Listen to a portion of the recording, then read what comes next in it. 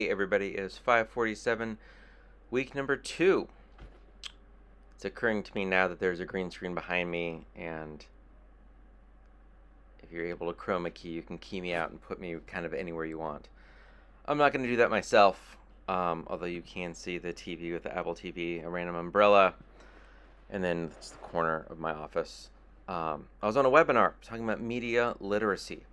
So I had a green screen, light directly on me. That light's right there. See, light, no light, and then another light kind of here, clipped on here for the green screen. You see I have a shadow. Where is it? Oh, it's not mirrored. Like right there, there's a shadow.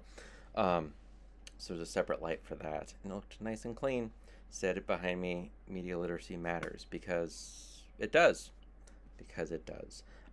If you know nothing about Namely, the National Association of Media Literacy Education, you do now. Namely.net. Membership is free. It does a bunch of stuff. It's a great line on your CV, if nothing else. You get great resources of all things, and I can't believe I'm saying this out loud, but I am. Their monthly newsletter from Michelle Chula-Lipkin, their executive director, is really good, like really good. They're on the Twitters, as my mom calls it. I think it's Media Literacy Ed. Ed for education, not Edward. Media Literacy Edward. It's funny in my head. If my 10-year-old was in here, she'd just be like, yeah. Anyway, good follow on the social media if you're looking to do more than just, is this fake news? Let's spot fake news, but really looking more critically at all media. The big thing for me, and I know this doesn't tie super into week 2, but I'm explaining the green screen, and that's what we're doing.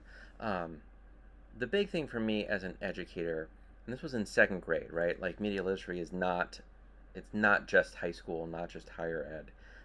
It really can start, I mean, as soon as kids are consuming media. So as soon as your kids are watching TV, asking questions, because all media is constructed. Everything you look at, visuals, any visual, right? It's all constructed and has an agenda. Someone spent time, which probably means someone spent money to create a piece of media, and they want you to think something or feel something or do something.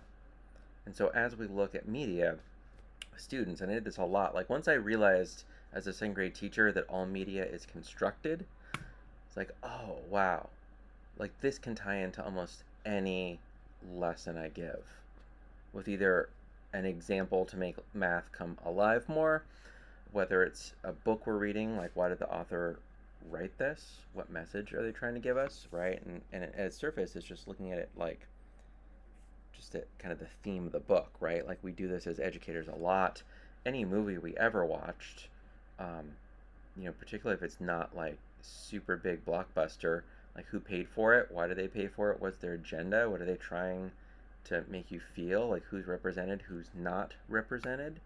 All of these are like just scratching the surface. Any one of those, like 5 questions I just gave you, could be like an hour-long conversation with students, right? Anyway, it's good stuff. That's what we talked about. It was hosted by JAMF, JAMF, just another management framework. They do a bunch of stuff. We use JAMF for our iPad and Apple laptop management, and they're beginning to develop more of a leadership role in education. And so they brought on Michelle, the executive director of Namely, and me on a webinar to talk about media literacy, what we're doing here at Hillbrook. Look at me, I'm all branded up for Hillbrook today. And what Namely is doing to kind of help drive nationwide conversations around media literacy education. So join up, it's good stuff. Having more membership helps a lot. An organization that says we have 300 members is very different from an organization that says we have 20,000 members. Particularly when you're doing advocacy work, when you're looking for funding, when you're getting on networks. To say I'm representing 10,000 educators, it's a much bigger deal. So anyway, so that's the green screen. That's a little bit about media literacy. now is a good time to dive into it, particularly, and I'm going to not jump deeply into politics, but you're starting to see midterm elections are coming up. As we think about developing, critical thinkers, which I think we all want, right? As students, we're all on board with that. Being able to look at news and have conversations around that through a media literacy lens. What agenda does every author of every article or every video, like everyone has an agenda, so it's looking at what that agenda is and who funds them and why they fund them. Yeah, it's more important than it's ever been. It's good stuff. It's so important that I dropped a green screen behind me. Yeah, so week 2, we are talking about technology in the classroom and brain research. What do we have to do with brain research? There's a decent amount of reading on the week 2 page.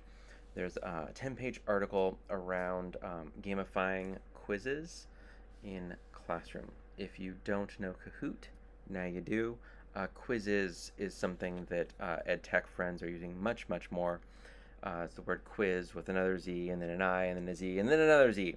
Quizzes gives you a bit more than just let's play a game-based quiz, quick, formative assessment. Yeah, so they came, this particular article is from a Norwegian team, the Norwegian University of Science and Technology, around gamifying quizzing in classrooms. There's also an Edutopia article from Todd Finley. He's a good follow on the Twitters, around integrating tech when it keeps changing, because as it turns out, it keeps changing. Whatever you learned about, like if you've already taken EDT 501, in a year and a half, it's going to be different.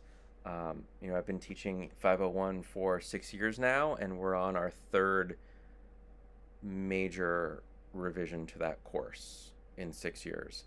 Because that one in particular is kind of not so much like emerging technology, but that one is going to feel the most out of date out of all of the courses. And so looking at things like the TPAC framework and looking at kind of the bigger picture goals of teaching and of learning are great ways to get out of kind of the chase of like, what's the next tool? Let me learn the next tool. Because the tool is never what we're after, right? We're looking at really like changing those brains of our students. And when we think about it through, looking at like the pedagogy, through technology, through knowledge, that begins to shape how we use these tools, how we use the technology. And then it matters less what technology is coming or going. What matters is that we have that framework for engaging students and for giving them space to demonstrate their learning. You also have a couple videos. They're oldies, but they're goodies. Say they're oldies, like 2010, which is pretty old, but it's around neuroplasticity, and then also around how our brains learn, and kind of those fundamentals. Like we learned a lot in the early 2000s, and so I would consider these still definitely up to date, despite them being an older YouTube video. And I love that 10 years is an old YouTube video. Once you've gone through all of that, your discussion board post is your aha moment. Is that Imogen Heap that has a song called Aha? I think it is. She's, yeah. Could talk about like her innovation in the technology space and how like TPAC. It'd be interesting interviewing her, talking about that TPAC framework. She's actually developing. She's an amazing singer-songwriter. If you don't know her, the Heap. She is developing like a new musical instrument or gloves that you wear. I don't know enough about it, but like it's basically like you wear the instrument and you interact with it. There have been some versions like 60 years ago that did kind of versions of this, but with this you can actually like shape the sound and then you play the sound. It's a trip. Anyway, what is your aha moment with what you read or with what you listened to? How'd you kind of see that in a new light? And then, how might that change your teaching style? The last thing I have for you is your group integration paper. The paper is due at the end of this week, the end of week 2. With that, just read through the Google Doc. You're going to write 3 or 4 pages in your group, sharing about 3 or 4 new points total.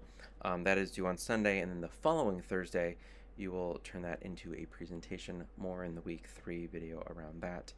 Just be sure and read through that Google Doc. That's going to give you everything you need. And that is all for week 2. If you have any questions, please reach out. Stay safe, hang in there, and happy week 2, everybody.